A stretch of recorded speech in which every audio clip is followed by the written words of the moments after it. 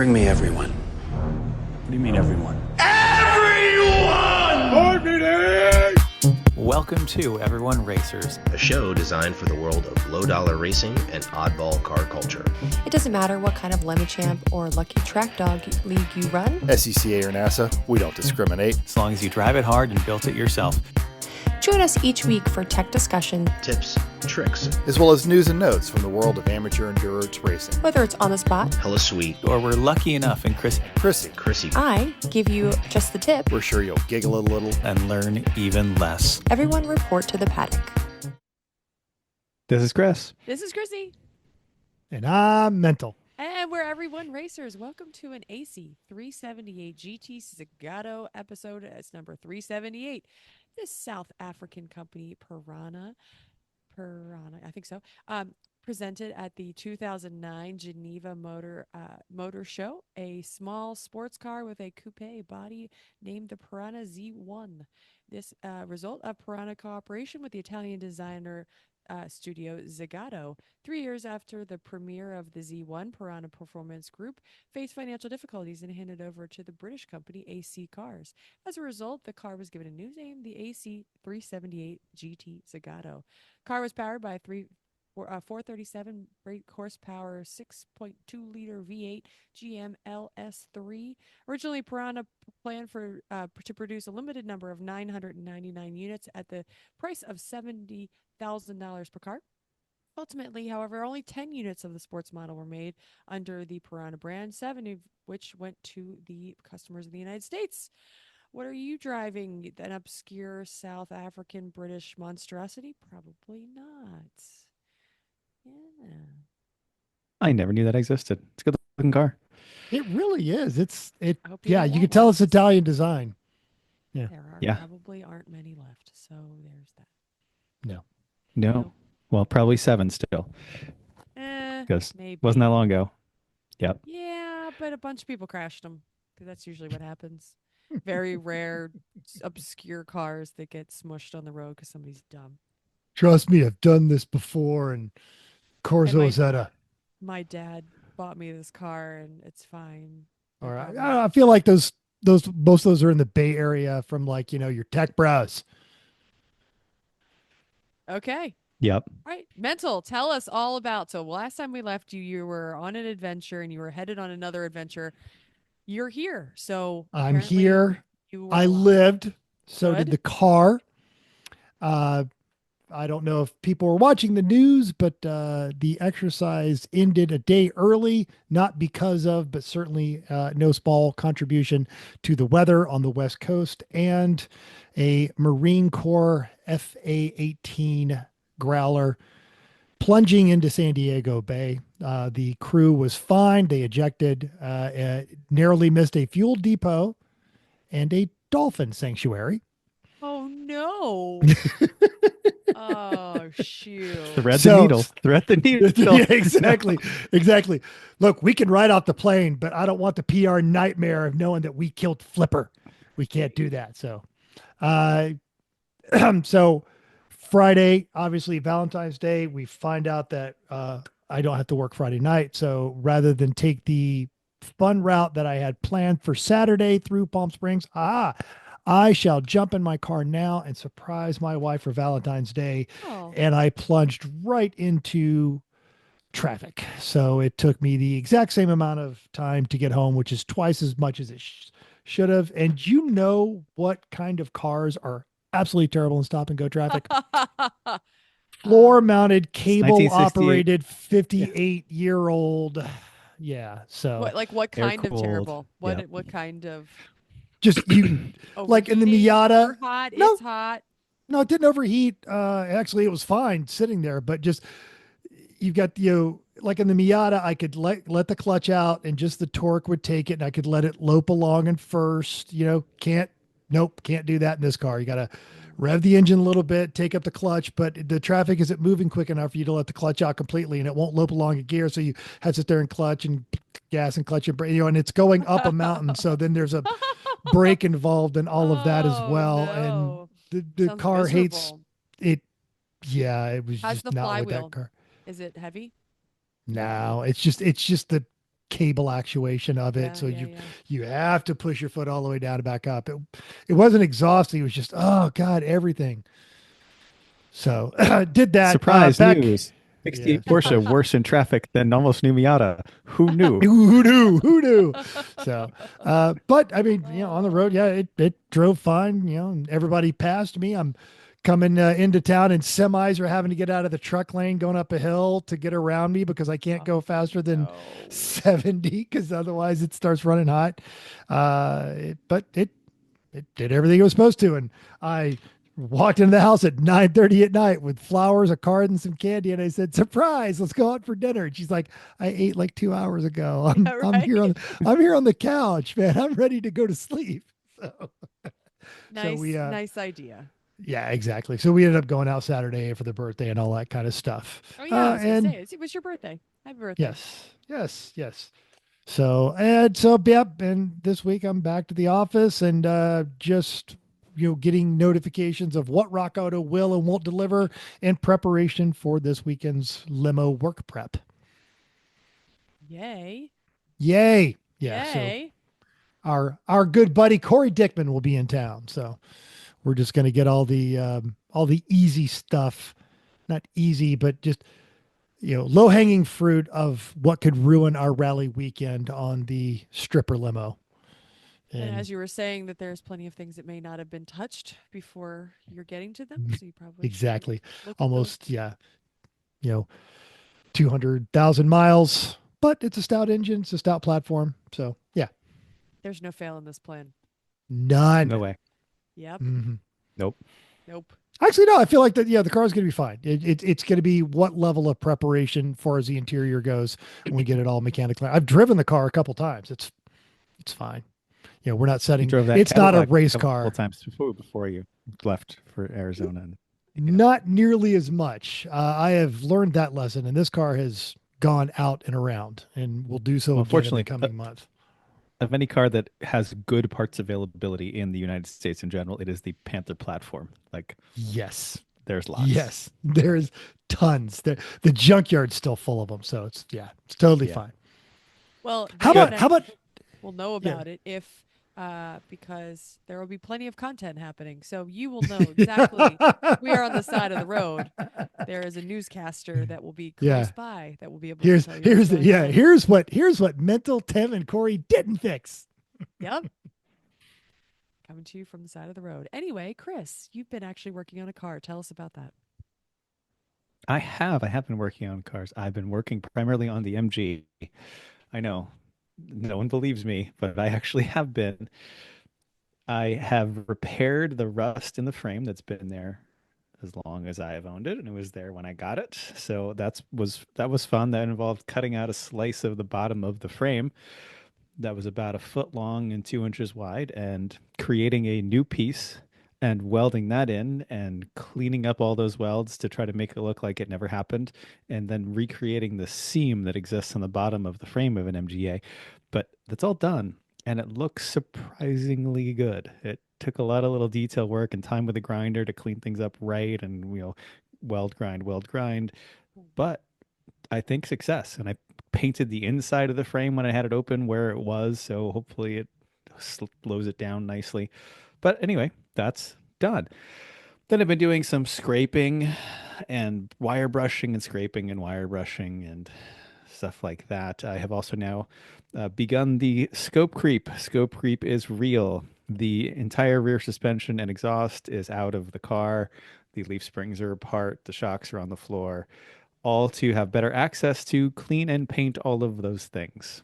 So I'm having to do the good enough in my head. It's still going to be much better than it was, but I have to stop myself on something. Say, no, that's good enough, and that's okay. That's for the person who's going to do the full resto to do, not you.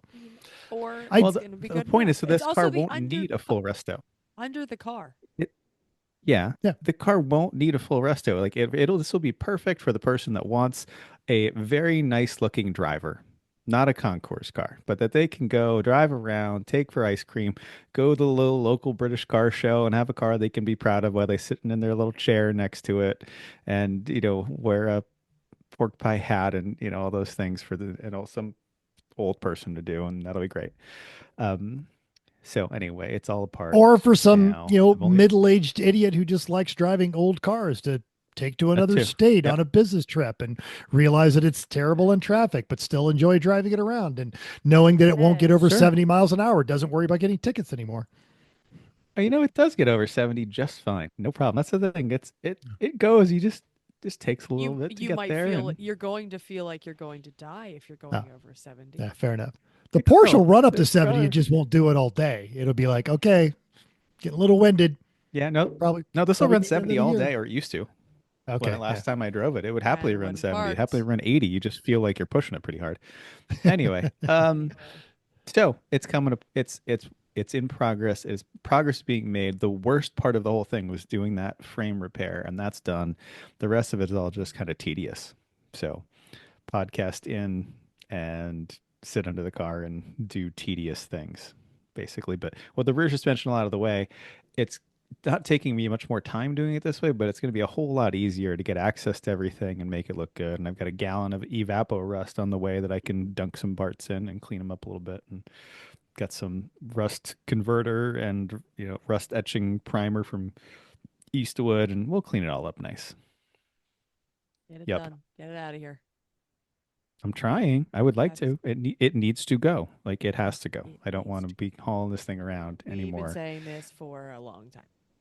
Yeah, but it's actually on the front burner. And like, what's the next product I have? It's going to be the Mazda for race season, which needs brake pads and tires. Done. Okay, it's already done. So like, that's not going to Yay. take much either. Given our listener base, no one is judging you. Trust me on this one. Yeah. No. I'll get it. I interact This with is- I this is interact the with time. everybody on the socials on this, and they're like, "Oh yeah, this is my short-term project. I've only had this one for 4 years, and I'm going to get to it." So yeah. I'm actually going to get to it this time. We're in progress. You're totally fine. It's totally fine. Yep.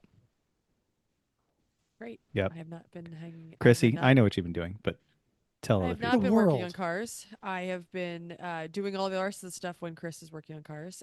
Plus, we went to see some of my best friend and her family. We went bowling on Saturday, which was fun. And as you can tell now, and you probably last week maybe, I'm sick, different sick. I don't know. I'm sick. So, yeah, it's great. Let's have fun. Okay. News and notes time? Sure. News I and can- notes time.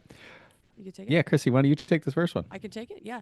According to Elena Luchian of Evolution, Porsche has been suffering since the demand of the EVs started to decline worldwide. The German automaker be cutting 1,900 over the next 5 years and is looking to develop the profitable EV strategy. In the meantime, Porsche is announcing that they would ramp up production of its ICE-powered vehicles and hybrids. Declining EV market is also affecting a parent company, Volkswagen, which will be cutting 35,000 jobs across the manufacturing sites in Germany in what it calls a socially responsible manner to save about 15 billion euros. That's $15.7 billion. That's a lot. Yep. Yep. All right. Remember a few weeks ago when we heard about that Honda and Nissan were in Yeah, what merger happened? talks, and we all tried to figure out what's in The this for hell? Honda, right? Like what Honda? What are you Drunk? doing, What- Honda?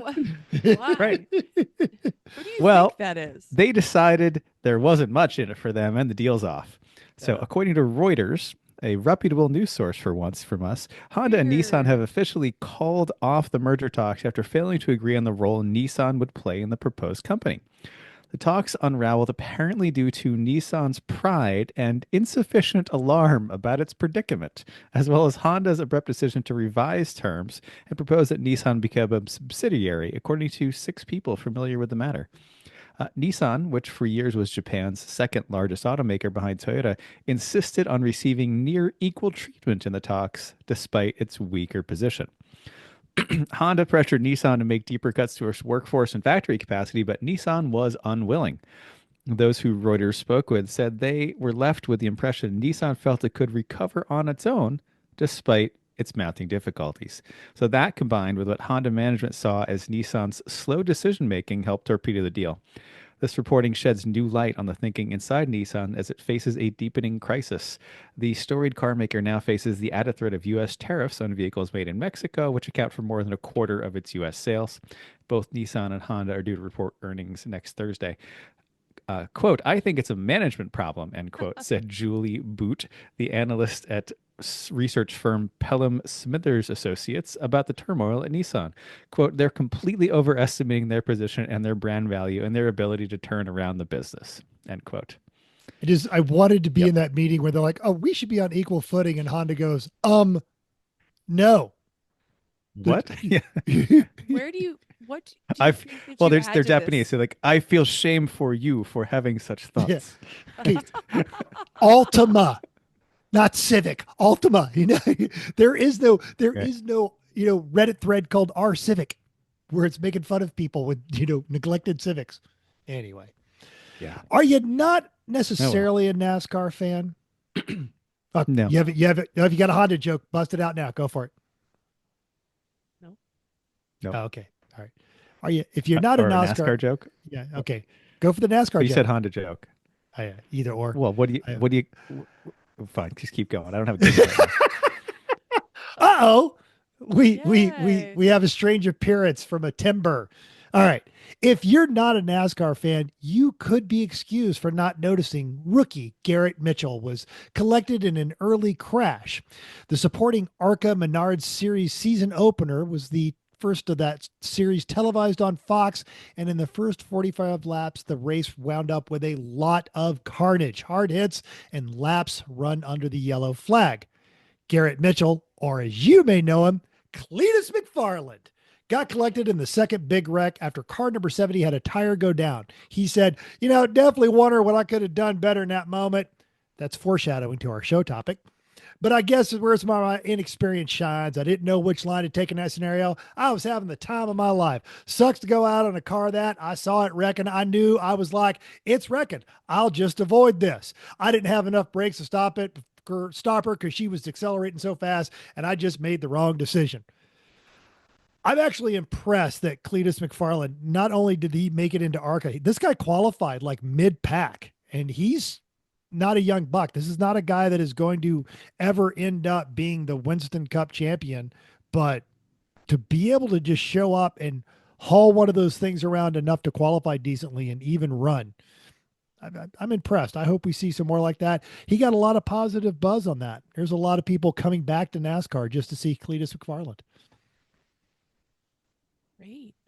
Helps doing it on racetrack. Yeah, exactly. Twin Turburskis.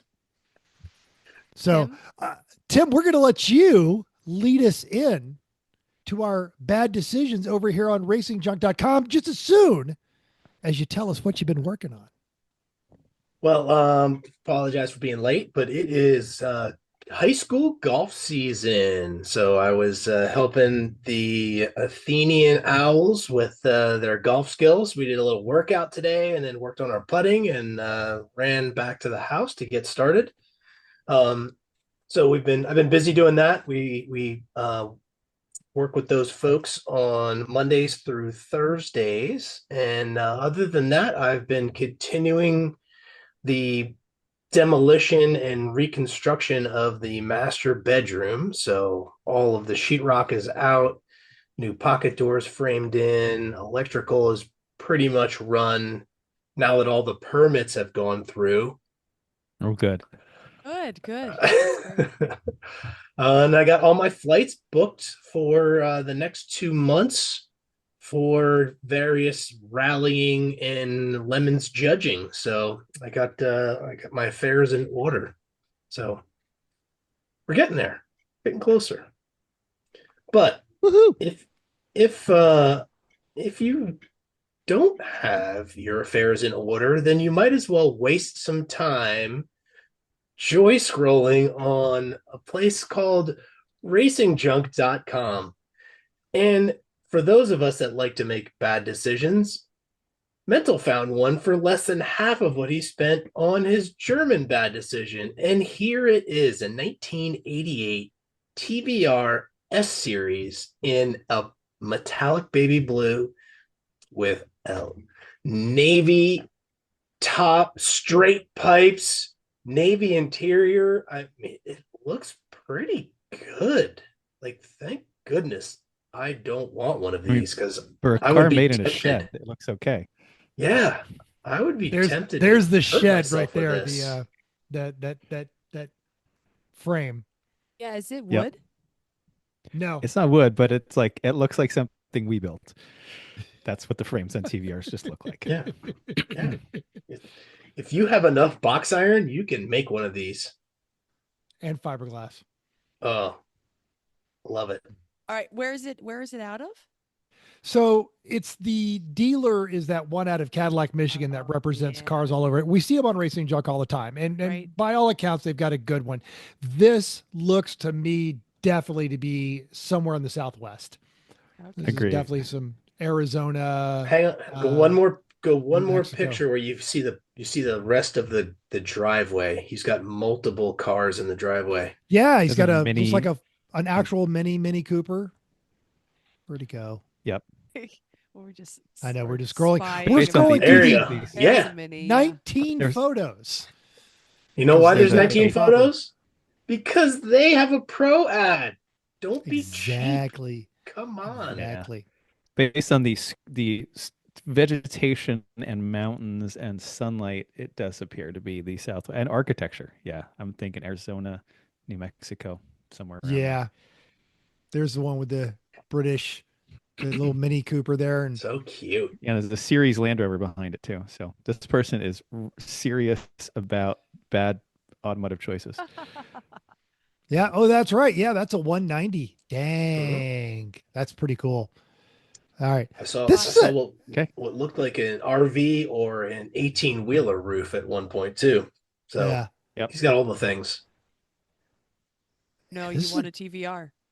for It's a great $9.95. car for the money. That's just a lot of coolness. Okay, let's move on. Upcoming races. There are none. Wah, wah. There's some more coming soon, I'm sure. But We're close. March. Very, very We start in close. March. March. Yes. Recent results, though, we have some of those. We do. Oh, sorry. I trying to make my window get bigger and I closed it. Okay. It's the dog. It's the dog. Lucky Dog had their season opener at Sonoma last weekend on Saturday. First overall and Class A was Occupy Pit Lane, and they were just a half a second over Dive Bombers in second. Lucky Dog B was won by Purple Haze, who was a lap ahead of their class, and C was Joe Mama. No, that's the team name. Yo Mama never finished anything. I know. Ouch. Sunday saw Dad Bod take A overall by 13 seconds, a variable lifetime compared to the half second of Saturday. B went to Hyperion Auto Collective, just a second over the second place car, and C class was NRG Racing by 10 seconds. Listener Lucky feedback Dog. time! Nope. Lucky Dog's got their classing pretty much dialed in. Cool. Listener feedback time. Again. Again. Oh. Well, I had some Valentine's Day warnings to everybody on the gram, and old Zip Tie said, Tim, your wife is one lucky gal. How thoughtful of you to pick her up some Corvette wheels. My wife appreciated the ironing board and vacuum I got for her. Fiasco Rally said, Wood, holding your Corvette magazine wheels until the solstice? Is there anything it can't do? No, Very it is good. not. Now, on our last episode, B Train asked, Can I drive that love? Which is in the voice of Can I pet that dog? And Al Jones said, Mental went and somehow found a moon Porsche. And I want to be mad. I do, but I feel like he may have just named the car. Nailed it. Well. Moon As predicted, our Corvette enthusiast Jimmy Gent popped in telling of driving from OKC to Chicago. Now, when he went to stop for gas, the brake pedal went to the floor on the off-ramp in Veneta, Oklahoma. As he shifted and parking braked his way to the pump, an inspection revealed the issue. There's a brake pad hanging out of the caliper. It seems I either forgot the cotter pin or forgot to bend it several weeks prior when I did the brakes. Roadside assistance got me to the local Chevy dealer where the techs were thrilled to see something besides a farm truck, and for $50 they threw a right-size bolt and double nut to hold everything together. Worked like a champ for years while the new replacement pin waited in the parts bucket. He added that he has since replaced the master cylinder with a dual reservoir from a later version. Of his C2, he said, quote, "Not the only time we've tried to kill each other, but what can I say? She's high on the hot/crazy scale." I read that, and immediately it was something on there when we were talking about a hoopty and something I had repaired on the Porsche already. And Tim said, "So if it didn't fail, how long would you have left that in there?" And exactly. Yeah. They did a bolt and they nutted it on there, and that was meant to be a temporary solution, and it stayed there until it didn't have to anymore. We are not alone. It's not dumb if it works. Doesn't mean that's the right way, though. So Doesn't mean it's the wrong way. Okay.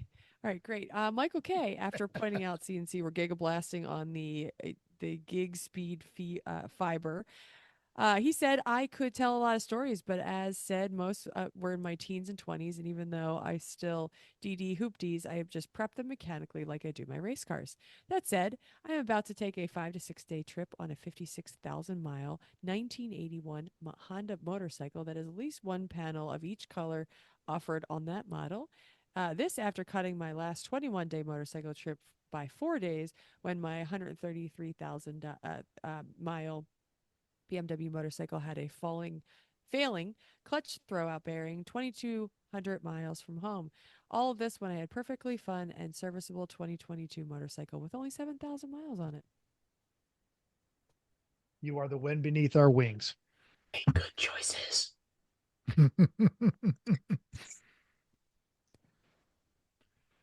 This one's Timmy. you there, Timmy.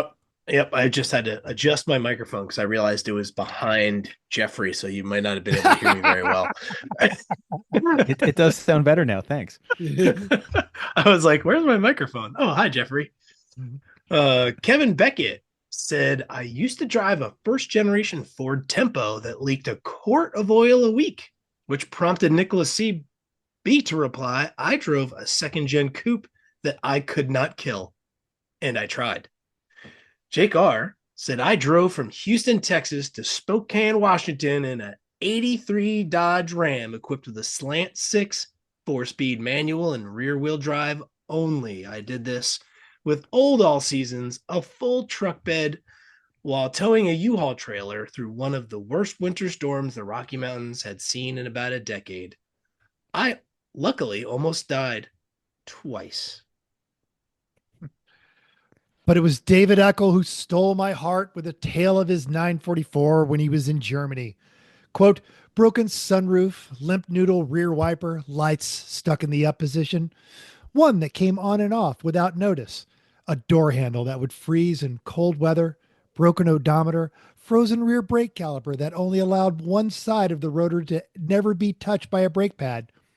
He even said it needed to be towed after it broke down on the drive home from the dealer," adding, "I loved it. 15-inch Fuchs wheels, LSD manual steering. It was a joy on the final half mile. Twisty back road to my house every day. 141 miles an hour on the Autobahn, vibrating like a paint shaker. Laps on the Nürburgring where I got passed easily by a Mark II Golf with kids looking at me through the back window. Head gasket, valve seals, water oil cooler reseal, snow tires every winter. What an awesome car. So glad I never had to do the clutch. I love that 944 now too." Fun ways to die, not dumb ways to die. Sometimes both. You know who would make their kids strap in properly and not look out the rear window of a Mark II Golf on the Nürburgring? Correct. You know who would never drive around with a limp noodle rear wiper? She wouldn't, because Chris wouldn't allow it. I would fix it. Yeah. You would fix it. There's a picture of you, Chrissy, sleeping on the parcel shelf in the back of the Oldsmobile. Oldsmobile Cutlass Sierra sedan Yeah. that you guys used to have when you were a Huh. child. So Sleep- That was not only acceptable, it was in the it late was a 80s. rite of passage. I mean, I had to be pretty little because the shelf is not that big. I think you're on the shelf. Anyway, Okay. the Cutlass Sierra. That's all I need to know. We didn't die. I didn't die, so that's great. Hi, Yeah. Mom. Okay, Hi, it's Chrissy's May mom. time. Oh, and I'm sorry, Chrissy's mom. Thank you so much for the cookies. Sorry they sat out in the rain. Who delivered them? Who delivered them? Yeah, I wasn't here. I was in San Diego. Oh, I know. I Chrissy's thought I told dad you that my Stop. daughter- Chrissy's dad was in Las Vegas. Stopped at your house and put them on your porch. Yes, So it you was have a delightful. special That's delivery. amazing. I'm sorry. It job, actually Dad. really, really is. And I texted Were Vicky. they She's like, "Oh my soggy? god!" And they no, because they're in Okay. they're in the plastic containers she always uses. But the card was soggy. I'm But sure. it was still just a delightful. And Vicky felt bad. She's like, "I wish I would have known sooner, or they would have rang the doorbell or said hi. I would have come out." No, they stop and run away. Our Yeah. only Doorbell. rainstorm in 214 days. Oh no, that's a shame. If you're Have gonna to deliver- ding dong ditch somebody, you better leave cookies. That's exactly what happened. Best ding dong ditch ever. Surprise! Totally. Delicious cookies. Totally. Okay, it's me time. So- Okay. Today we're revisiting a show we did way back in 2018. That was episode 37. We don't want you my to go back and listen to episode 37 Please don't. because Please that don't. no, please don't. Please don't. So a lot has happened since then. We're better people. Jeff has turned into Tim. We thought it'd be worth talking about this all again. And that is what happens when things go really wrong on the racetrack. You're in an emergency situation. Something bad has happened. What do you do?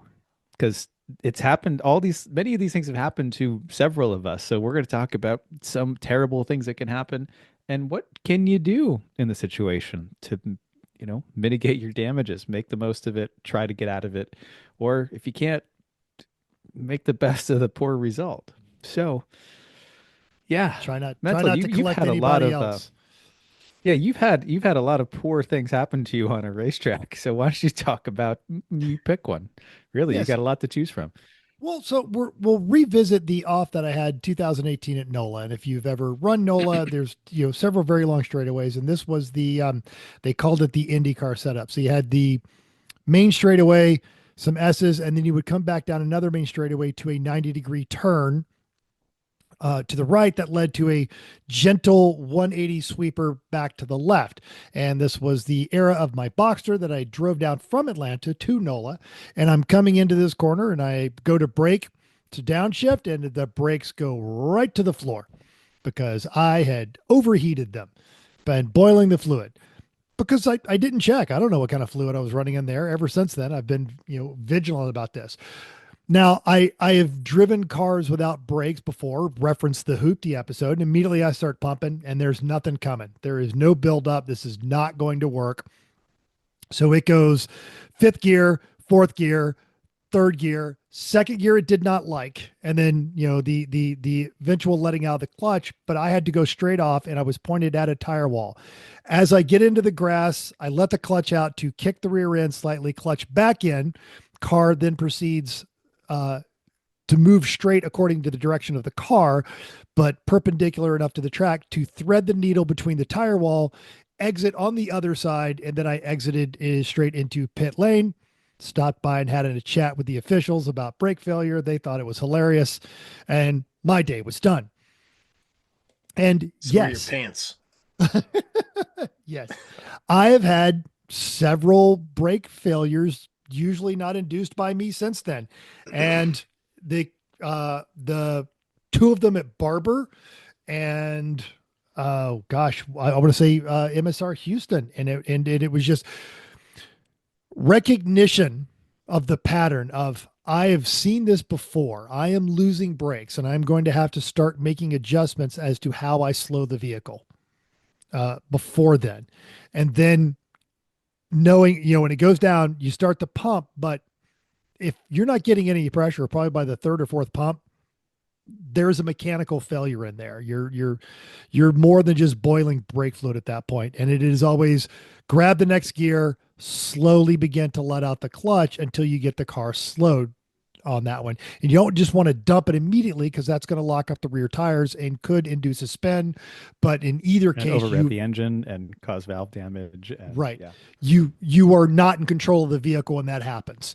So you want to make sure that you're able to do that. So, begin to downshift. We could say things about parking brakes, but in a lot of race cars, that's not a viable or smart option. It also does not, your rear brake lights aren't going to come on. Make sure everybody around you knows you have a problem, so then they avoid you on that one, and just, understand that Team America's secret signal. Yeah, the American secret signal. Your race is done at that point, and you are either trying to safely come to a spot to stop on the track or limp it back into the pits. I will having been guilty of maybe overconfidence. Both times I have driven the car back into the pits with it in first gear and my hand on the kill switch. If I have to stop suddenly, the rest of the time I'm doing it with the engine.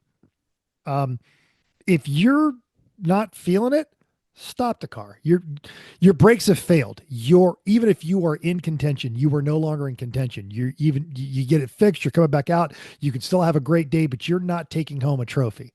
So don't endanger your fellow racers on that one.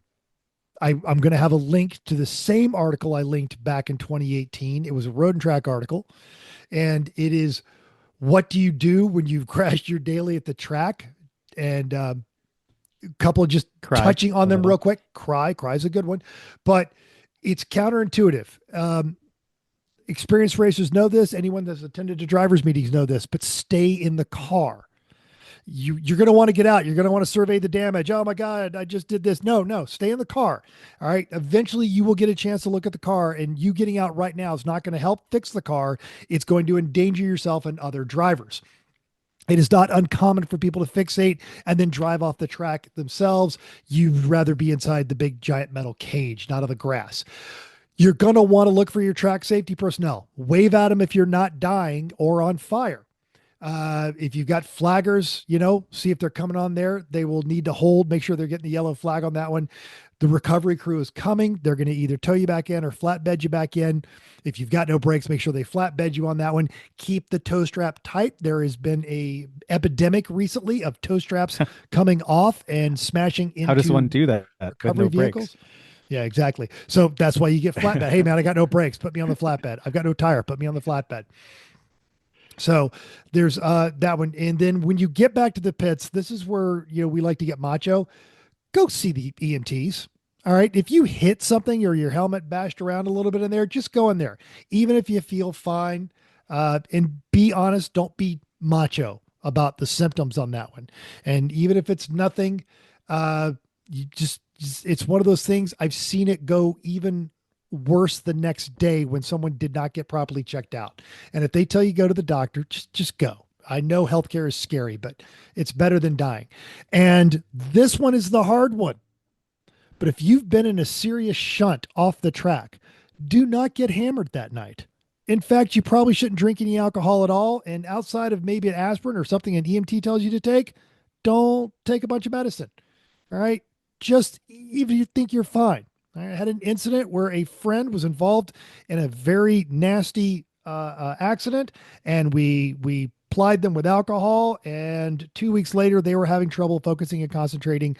I will carry that guilt with me for the rest of my life. Don't get drunk that night.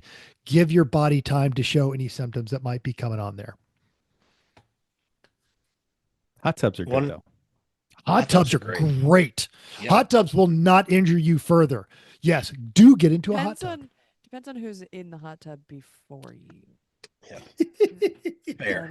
Or if things are flying at you, you could lose an eye. Also a thing, or hit you in the head that you've just hurt. So there are danger things that happen in the hot tub. Anyway, one thing mental that you reminded me of is if you are off track and you need a tow, The universal signal for that to the flaggers is to put your hand out of the car and tap on the roof of the car. That lets them know that you're okay, but you do need help. I don't know A that I knew. somewhat obscure, but I learned this from Dale and Ken Kodak. If you've lost your brakes and you need a flatbed and you've got good visuals with the flagger, extend your arms like a T and then lean to one side. And that will indicate that you need a flatbed. That is the old school hand signal for flatbed. The flagger might not know it, but if they're old school, they will. I mean, it makes sense as long as you Yeah. can see your arms. Mhm. Sometimes, like we are sitting in cars that are too low, they'd be like, "What is she even doing?" Or you have arm restraints in your convertible and you're like, That- ugh. yeah. Are you a T-Rex? What is going on? Yeah.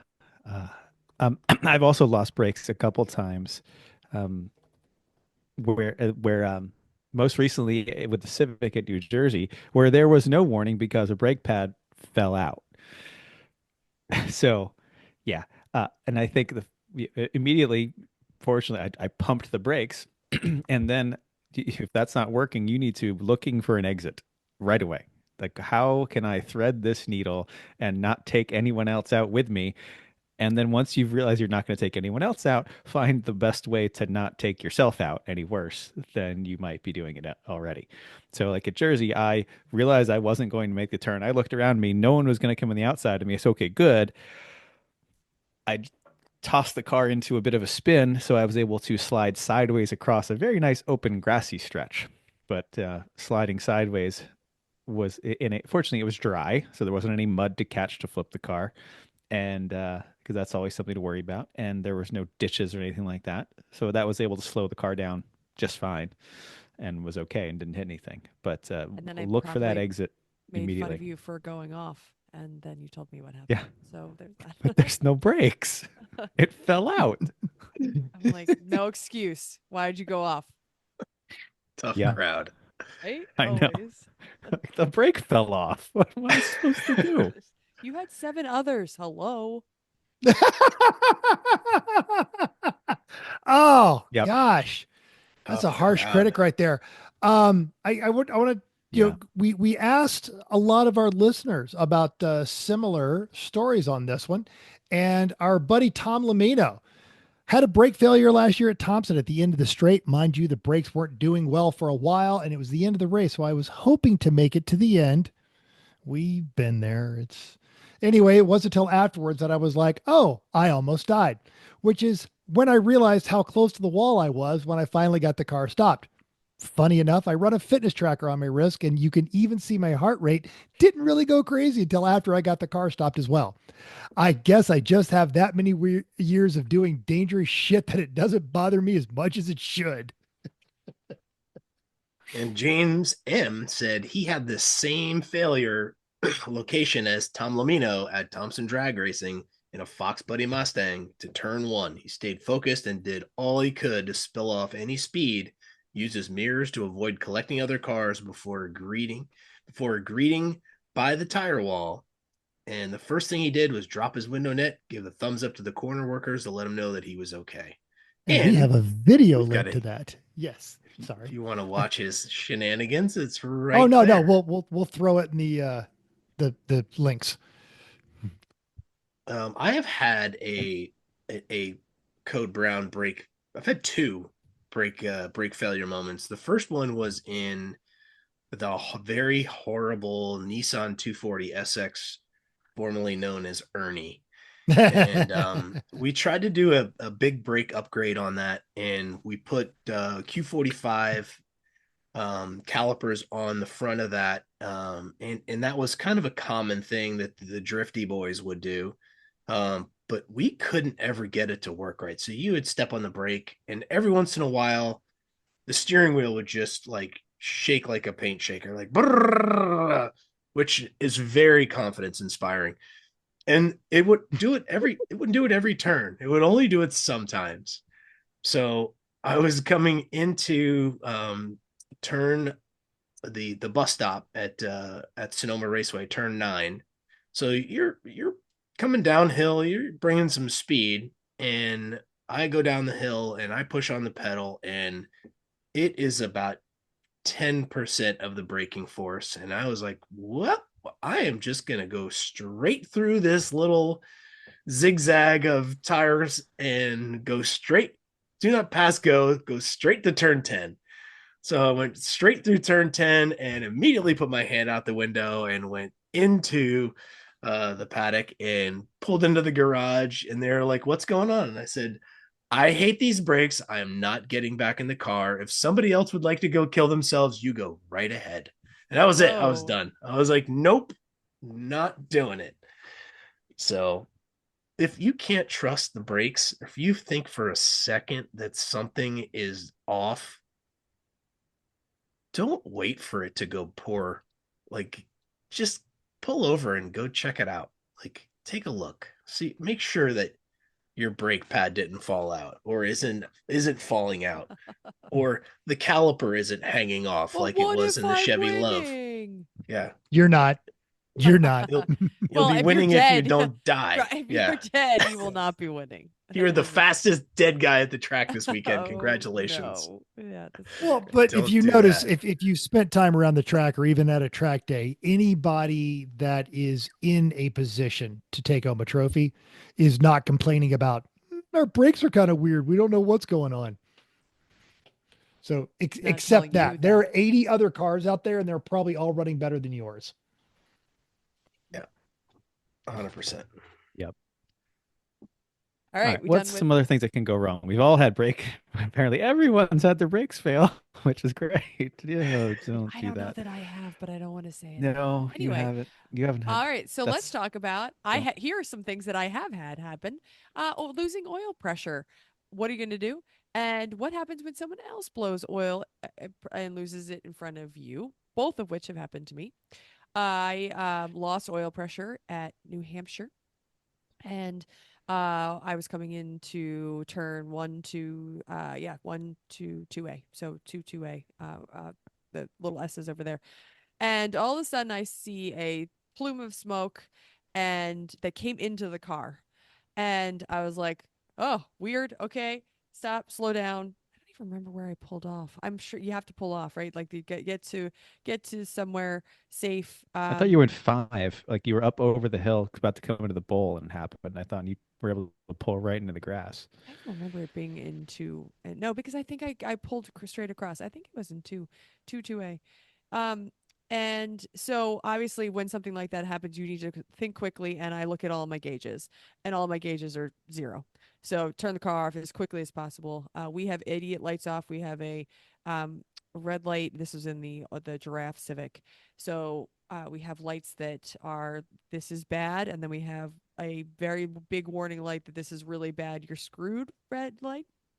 None of the lights came on, but it was enough for it to be weird, and just turn everything off, coast to the safest place you can go, and wait for help. So you don't necessarily know what's happening. You don't know if you've oiled the track down. You don't know if it's big, if it's bad. You might have blown through the oil pan, or in this case, we just I think we just went through an oil line, right? Like an oil line got one of the oil cooler lines got a hole in it, and sprayed a bunch of oil everywhere. And because you stopped the car and got off the road, you saved the engine because it still had residual oil in it. And you also didn't oil the track down all the way around the track because you got off the road promptly and into the grass. So we didn't have to use a pallet of Speedy Dry to clean up the entire racing line. And didn't mess everybody else's race up. So if the oil pressure gauge goes to 0, you're saying that it's not the gauge? Who knew? Always the gauge. Isn't it always the gauge? It's never gauge the is a gauge. damn lie. Gauge is wrong. Gauge is wrong. It's never the gauge. You're funny. I'm looking at you, sorry for party racing.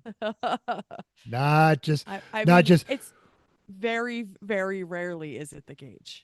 What's worse than when the gauge is wrong is when your driver calls in and says, this is making me nervous. The oil pressure is dropping whenever we're doing this corner. And you tell the driver that gauge is a liar. And then the engine blows. Not great. I thought you put the oil in. All right, and then real quick, when somebody else is blowing oil in front of you, this is where eyes up, situational awareness, and looking at other cars and what they're doing matters. So this is an HPDE and JMP in the Mazda, I believe. I think it's only. Yep. Did we bring two cars by that? Yeah, I was in Oh, the Mazda. you were right? driving No, a Mazda at least. I was driving the Mazda. So we're going on the back straight, so up, getting into turn 4, and I can see a big puff of smoke, a car that's about 3 in front of me, and I am now assuming that there's going to be oil on the track before they even throw the flag. I slow down as much as I possibly can. Obviously, safe, make sure that there's nobody just on my bumper. This was an HBDE, so it wasn't really in a race situation, but slow down as much as you can before you get to wherever the incident is, because you don't know, and you're going to assume that there's going to be something on the track, which there was. I had the slowest spinning out because I hit the oil. I spun and ended up hitting. I think it was just a tire wall. I don't think it was it was right where there's a flag station on the inside of turn 4 into NJMP. And so basically I just slow down as much as possible, assume that something's going to happen. I turned in, bumped, hit something, and said, well, I hit that. But at least it was much better than taking it at full speed and taking on, just spinning out uncontrollably into the car that's has an issue, but they had oiled down the track. So just, I think it really matters if your eyes are up and your situational awareness is on and you're assuming that something is happening of cars in front of you with or without flags. Obviously, if there's debris flags, I always assume it's oil, always. Sometimes it's just like a bolt on the ground, but I never know. And if it's bad, and if you've been in an oil situation, it's not fun, and it could be uncontrollable. So, yeah. And not just for you. Yep. You get somebody like Chrissy, they've got global situational awareness. They see the oil spill, they start slowing down. But behind them is Racy McRacerson, and they are absolutely going to make this pass to go from 27th to 26th. Know that they may not see the oil, and make sure you're out of that way when they come barreling through, and off they go sailing. Yeah. I'll also suggest if you see where the car got oil on the track, if you cannot avoid it on the racing surface, I think it's okay to go off the racing surface a bit to avoid it, because you have more traction in grass than you do on oil.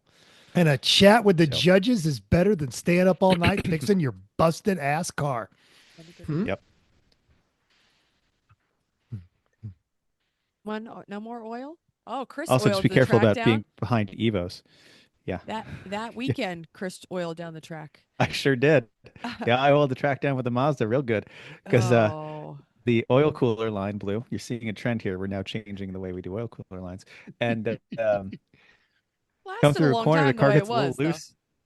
Yeah, car gets a little loose. I'm like, oh, that was weird. This car's never loose. And then I see the first of the 2 oil pressure lights come, and I go, oh no! And immediately turn your key off, and then immediately go into the grass, and come to a gradual stop. And so this is the same HPDE that he's in the car. I think you were with Bill. Wasn't Bill with you? I was with Bill. Bill was in the passenger seat with me. Yeah. Right. And I'm standing in the paddock waiting for them to come back and say, that better not have been my car. And I'm like, damn it, that was my car. Yep. Yep. It was great. I said, I lost oil pressure. I popped the hood. The corner workers want to look, make sure something's on fire. They have the hood, and they went, oh, and they closed the hood. It's like, oh, great. There was oil.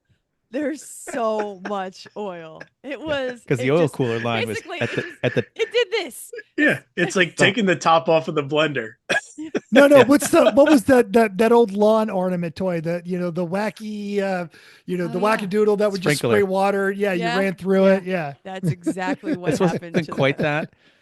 It just the way the cooler line was, it just was just a hole where it went through the core support, but that is in the very top front of the engine bay. So any air that came in the front of the car to go through the radiator went through here. It sprayed in front of the radiator, and then the fan blew it everywhere too. That's even better. Okay. It went in every crevice of that car. It was leaking out of like the hood for weeks. I feel like when the quarter workers pop your hood, and then seeing them go, oh crap, and running for fire extinguishers. That's like the worst thing you could hear. That's aside worse. from get the hell out of the car. But right below that is when they pop the hood and go, ooh. Yeah, That's but they're not going for unsettling. the fire extinguishers, and they have no No, sense of urgency. no, So I was like, all no. right, well, It's I'm not going to grotesque. die. I just have some work to do. Yeah, but that's where having plenty of oil capacity certainly helps because it takes longer for all that oil to pump out. And yeah, and I'll say the same thing for brake fluid too. If you say, well, my brake's at halfway, fluid's halfway in the reservoir, yeah, that's fine. My pads are getting low. I know that's where it's going. Well, if you fill that reservoir up, that might be one or two more pumps you get by having that reservoir full instead of half full. Or if you have the option to replace it with a larger reservoir that fits your car, do it because that's a couple more pumps you might have. Everyone likes a couple more pumps.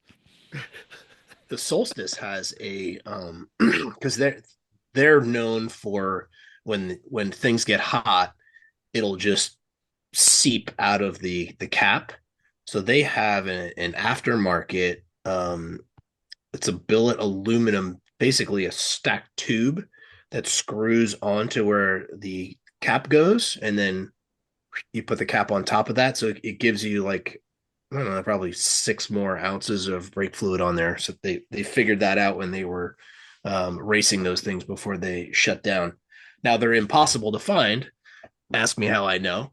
But they are definitely something that theory it will help you and save you, even just getting the little extra fluid to keep the temps down. There you go. All right. Yep. All right, next. All right, who raise your hand if you've lost a wheel on track? I have. No? No one else has lost a wheel? I found a wheel once. Yeah, you certainly did. Yep. All right. I lost the wheel. Great. Who was driving the El in Camino, Tim, when the Mary. axle... Oh, Dr. Mary. Yeah, she has got the worst luck. Everything always breaks when she's in the car. She got like 3 laps in, and then the axle ejected itself out of the El Camino. Yeah. Well, I was in Hamza's BMW and at NCM, and fortunately, I was in the bus stop. So, which is one of the slowest corners on the track. Fortunately, you turn right and then turn left. I turned right and then I turned left, unloading the left side of the car, and the left rear wheel proceeded to exit and just went straight and kept going. So, very fortunately, took the brake drum with it, I think. It took the hub and part of the rotor and various other things with it. Yeah. And fortunately, I was going slowly, and that was the unloaded side of the car. So I was able to, once I realized that once the car goes clang in the back and you're like, okay, well, I lost a wheel. You still have some steering. You probably don't have brakes. You might have some brakes. So I was able to then look around and make sure I wasn't going to take anybody out, gather it up, and point it at a corner worker station and stop. I stopped right next to the corner worker Right station in enough front to of them. yell out the window, right? Yeah. Yep. Hi, lost a wheel. Thank you. And that was about it.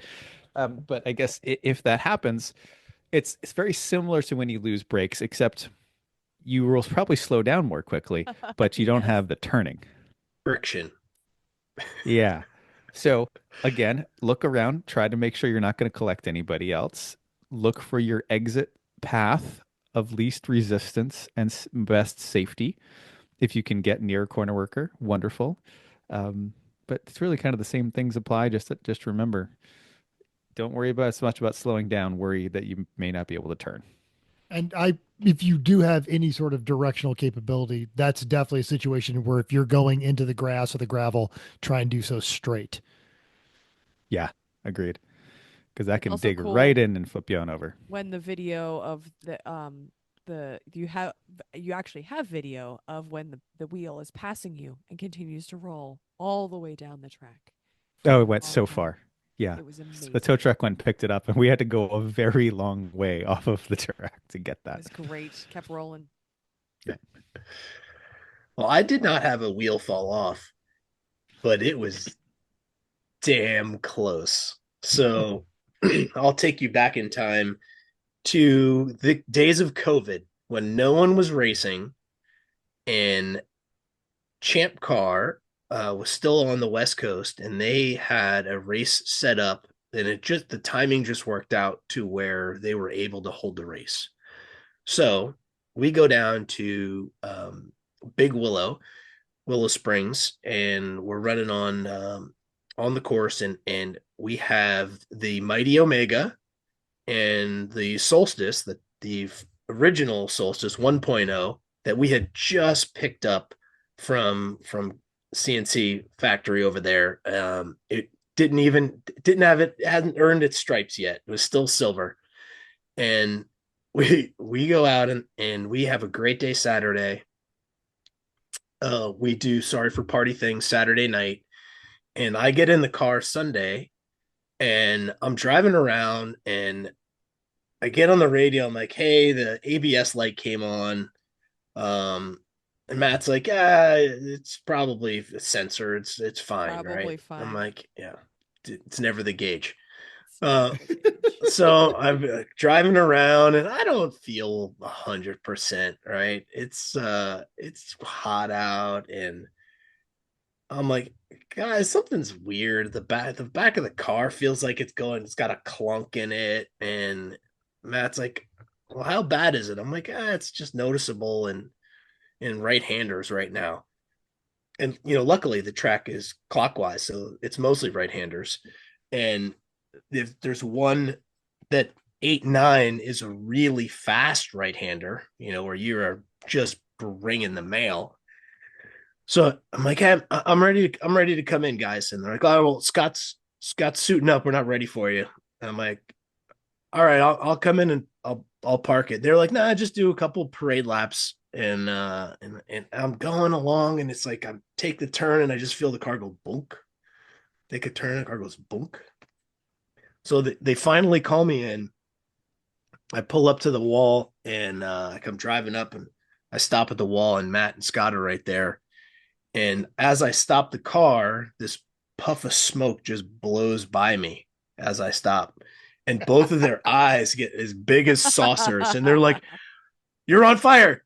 Get out of the car. Get out of the car. I was like, oh. And they're like, oh, no, it's out. It's out. It's out. Just a few more laps, they said. They're like, yeah, bring it into the garage. So we pull it into the garage, and we jack it up. And on that car, the hub is bolted on with 3 bolts, and they're known for backing out. Apparently, we didn't know that. One was gone, one was sheared off, and the other one was loose. So I was maybe 2 more laps away from losing a tire. So it was really bad. So public safety announcement: torque stripe all of your things and check them every evening before you open that first beer. It's really good practice to get into. Yep. And Yep. it's an excellent kind of thing cars should not be doing plunk. I know there's a lot of rattles and things falling around and noises being made on there, but there shouldn't be a plunk, nor should there be uncommanded changes of direction. That is an indication something is going wrong, and it will not cure itself. It will get worse, and then it will get dangerous. Remember, guys, when we were in New Hampshire, it was Mental, me, and Chrissy, and we were doing very well in the Mazda on Sunday. And during my shift, which was the middle of the 3 shifts of the day on Sunday, the car started to just handle a little strange, which is unusual for the Mazda, which is usually so easy. And it got progressively worse to where the car would spontaneously change direction almost at any time. Going down the straight, all of a sudden turn. It was getting frightening. And I was initially saying like, all right, well, I can drive around this. This is okay. And I'm trying to figure out, how do I tell Chrissy how to drive around this when she gets in the car?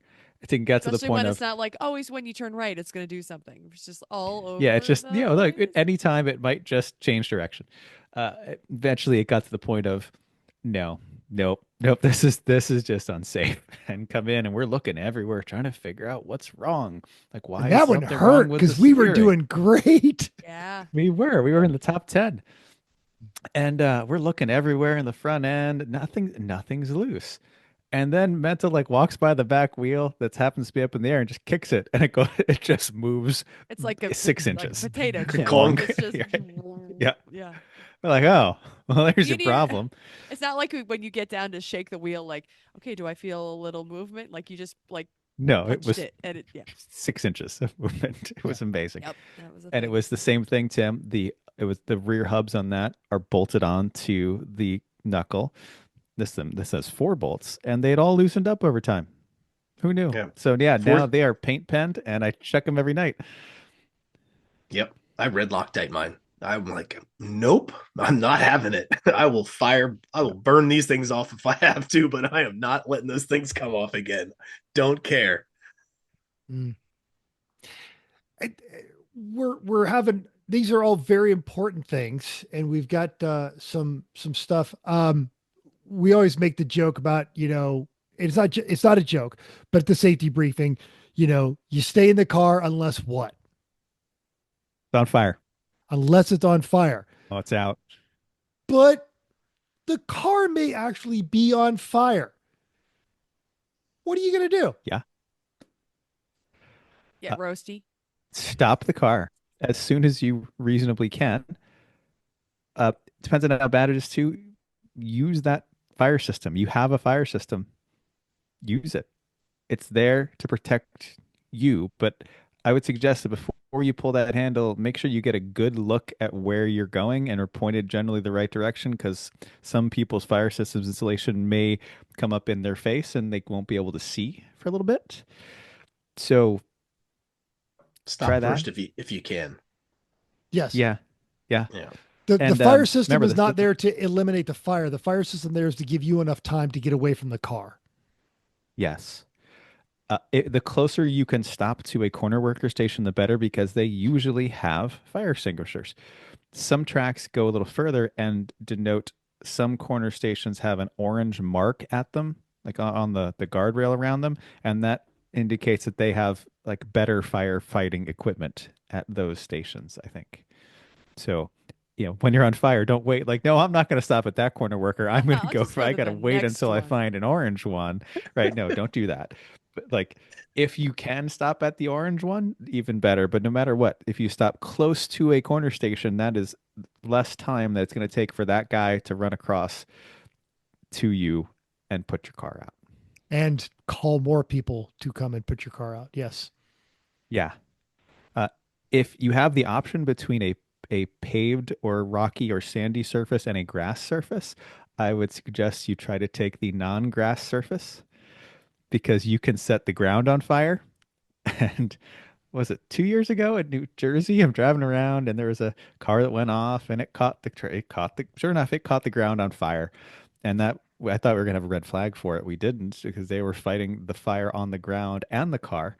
And then another car went off at the opposite side of the track at the same place, also caught the ground on fire. So they were fighting 2 fires on either side of the track at the same time, from the grass catching on fire from the cars. Had the same thing happen So- at Houston, and then it was an extended red flag. Actually, we ended up making it a black flag all because they got the fires put out, but then they had to refill the fire truck before we could allow racing to resume, because they used all the water putting out 2 grass fires. Yeah. Okay. That's all. Don't try to save it. Don't try to save things except yourself. That's it. Now, if you have something weird going on with the car, and maybe it's not major, it's not unsafe, especially if you are not the car owner, tell the owner about it, like immediately on the radio, or at a minimum when you get back to the paddock, not like at the next race when you're like, oh yeah, I forgot to tell you, like the thing was acting weird and it's sputtered out a couple of times. Like, let them know, because that's really valuable information. It's it could save you some seat time in the future too. So it's not just to be nice to the driver or to the owner. It helps everybody. So communication is important. Especially if it's something insidious and they've been driving the car for a while, and by the time you get into it, it's extremely noticeable. You Like, mean like oh, a check engine light flashing in your face because the coil plug was unplugged and you drove for 2 hours instead, just on 3 cylinders? It's like that, actually. Somebody like Like somebody that. would do that. It'll be fine. That's what he Just drive the says. car, Tim. Yeah. So I learned Lemons racing in a arrive and drive Pinto with this guy Fish Newman, and I learned the hard way that Fish really didn't care about the car, because I was very, very sensitive. And I was like, oh, it's the temperature is getting to this and blah, blah, blah. And I'm on the radio. And he finally gets on the radio and he goes, Tim, are you upside down? I'm like, no. He goes, are you on fire? No. Well, shut the fuck up and drive the car. It's like, okay, sorry. had a loaner Very Honda Fish at a answer. Lucky Dog race. Yeah. Had a loaner Honda at a Lucky Dog race from a guy who was officiating for Lucky Dog, but loaned me, Bill, and Vicky Fisher his Honda, and we are just absolutely not trying to break this guy's car, and we keep calling him, hey, it's doing this. He goes, I don't care. It's doing this. I don't care. And finally we did. We finally ended up blowing it up. And he, true to his word, did not care. He's like, it's a junkyard Well, motor. also- I'm going to slap another one in there tomorrow. He also gave you a car with very loose rear suspension that had all of the dynamic suspension adjustment changes at any given time that made it almost undrivable. Yeah. Yes. It also yes. didn't care. So there's that. Yeah. Also did not care. Maybe Did not finding out have he a care. did not have a timing belt cover because it made it easier, which So that way he could tell when it was set. It also made it easy for a rock to get into there, throw the timing off so bad that we got popped for a noise violation at Laguna. But Yep. he truly did not care. At least he stayed on brand.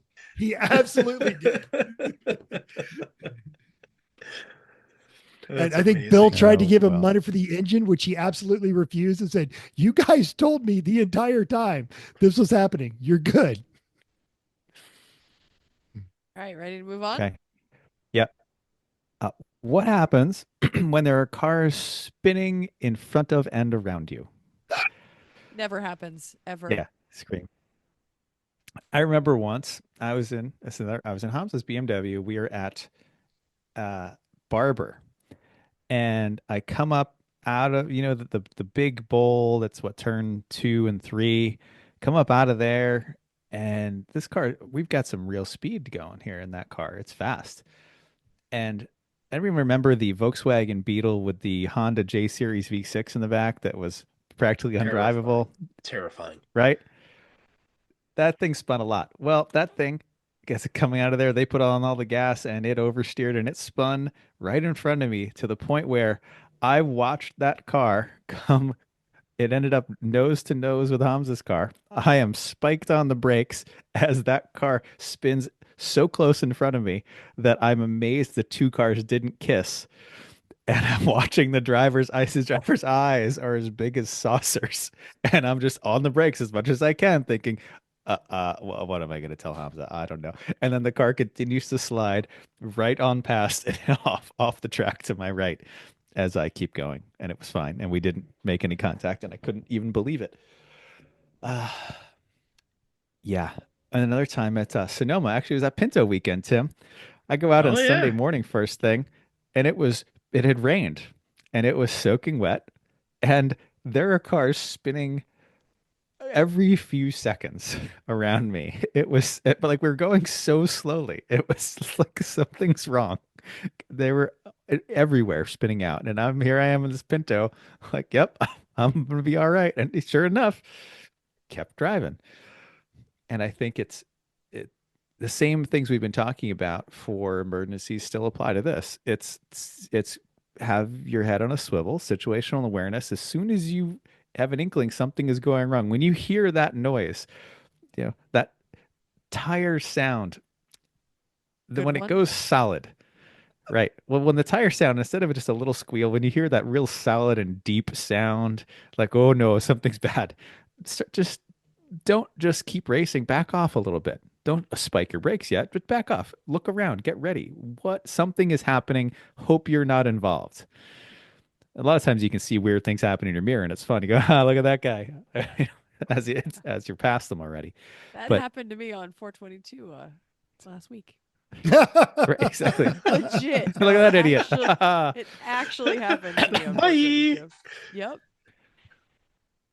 And Once you've this is a looked highly around- likely thing is, cars are going to lose control on or around or near you. And if you see somebody that's sailing into a corner, you're like, I would not go that fast in these conditions into that corner.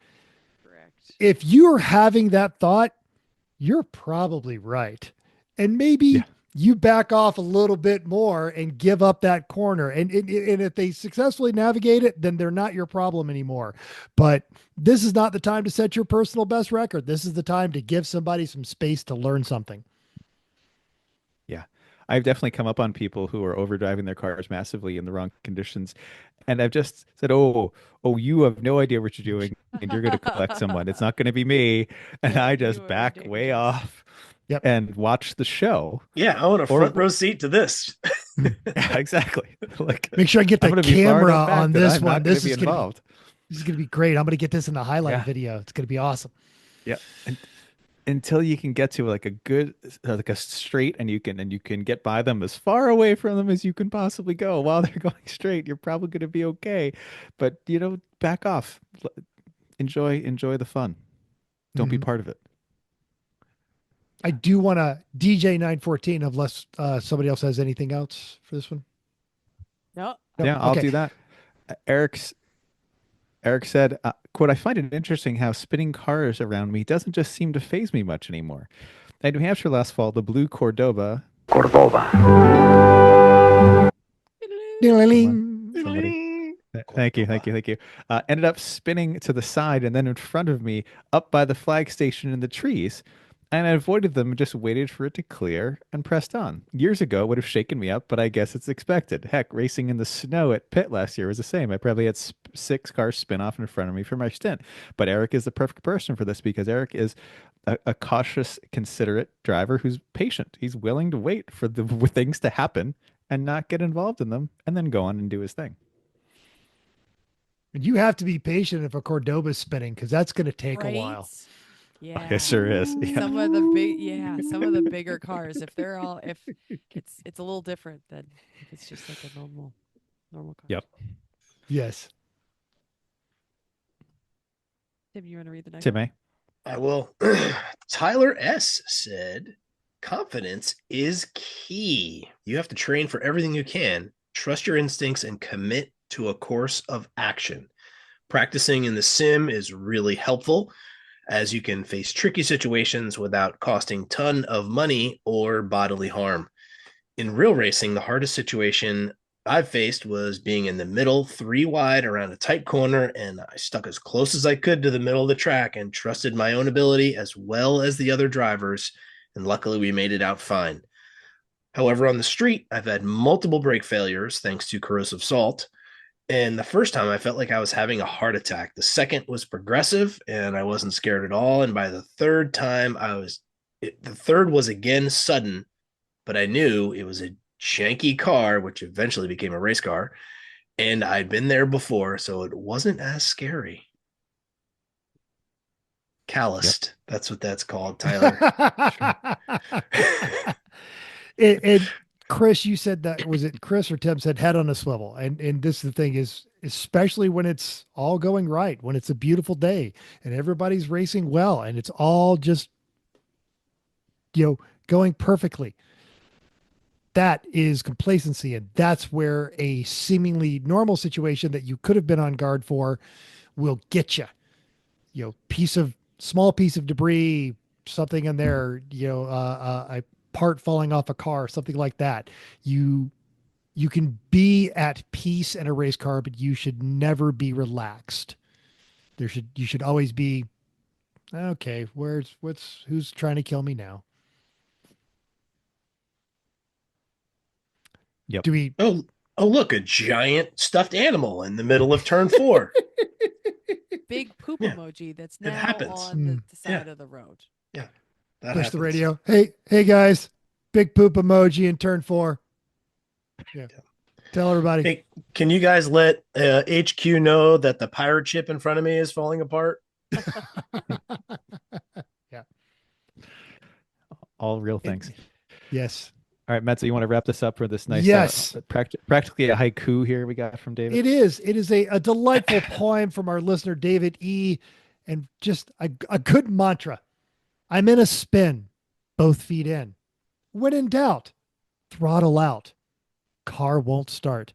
Take it apart. Hard to pass. $500 my ass. Well done, I David. love that. That is Well so done. good. There is wisdom in that poetry. I love it. All right, this is Amazing. good. I can't imagine that we've missed anything, but if we have, we're having. Oh, there are plenty of other ways that things are going to fail. This is just Oh, this sure. scratching I the meant, surface. Yes, ideas of how Yeah. to solve yourself. These is the. And we want to hear more of yours. There's some good ones.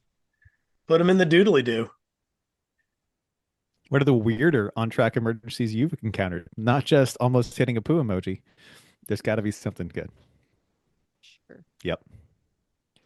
Now, is it time? Do I we was on the actually track when the have- crackhead tried to walk on a God. CMP. Oh, that's great. I mean, I was on the track when a deer flew over my boat. Did you see that People video get to just say that. resurfaced again? Oh yeah, good. It just resurfaced again. Yeah. It was Oh, the that's in-car excellent. camera, the guy that's and then the boat goes steaming by on the outside. Where was it? Where was it? It was Lemons posted it on Instagram, I think it was. I Excellent. made a comment Oh. and I said, things you never hear in normal racing. I had to brake hard to avoid a deer while getting passed by a boat. I was in the car, the other car, when Chris was in the boat when it happened. He's like, a deer The flew deer. over Yep. the deer, the boat.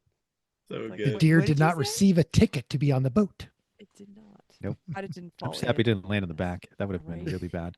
Mess. A wounded wild animal in the back of my race boat at 90 miles an hour.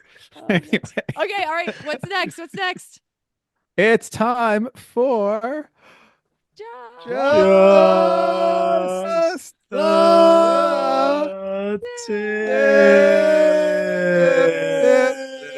the tip. bad.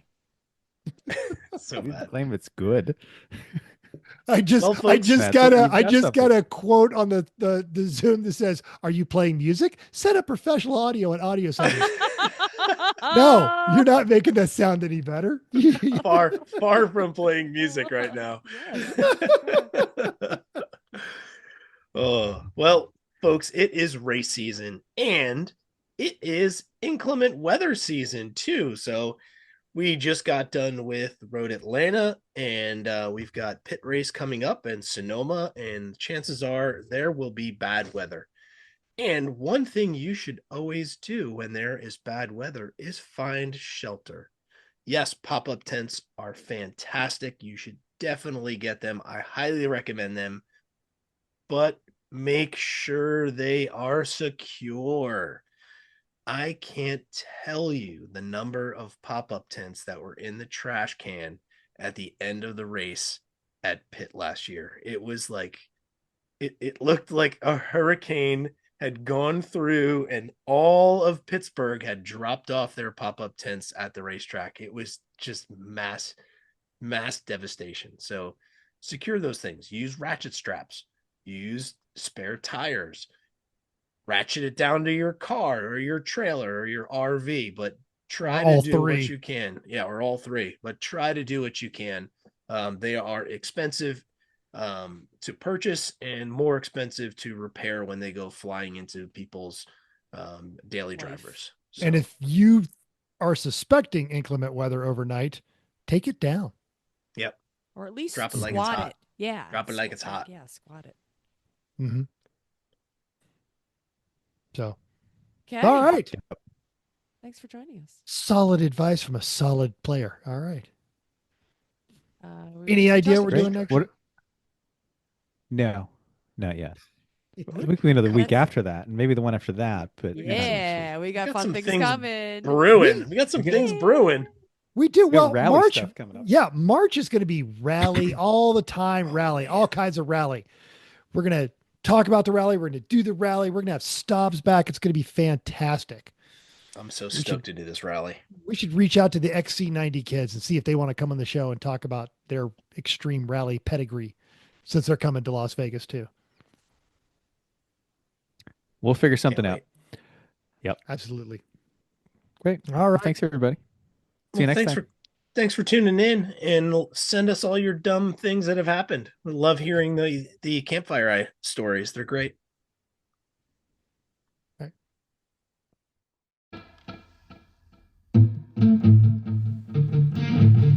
Thanks for downloading us. We hope you enjoyed this week's edition of Everyone Racers. We also hope you will join us in the world of driving, racing, and building, because everyone can be a racer, even you. If you enjoyed this podcast, subscribe. It's totally free. Then go to iTunes and give us a 5-star rating. Even if you hated us, give us 5 stars and tell us why. If you have any questions or show ideas, drop us a comment on our Facebook page, Everyone Racers, or email us at everyone.racers@gmail.com. You can still text us at 484-243-0455. Find us on Instagram at everyone.racers, YouTube and Facebook under Everyone Racers, or even Reddit at /E1R. Thanks again, and until next week, keep the shiny side up. Unless there is no shiny side, then just keep those wheels down.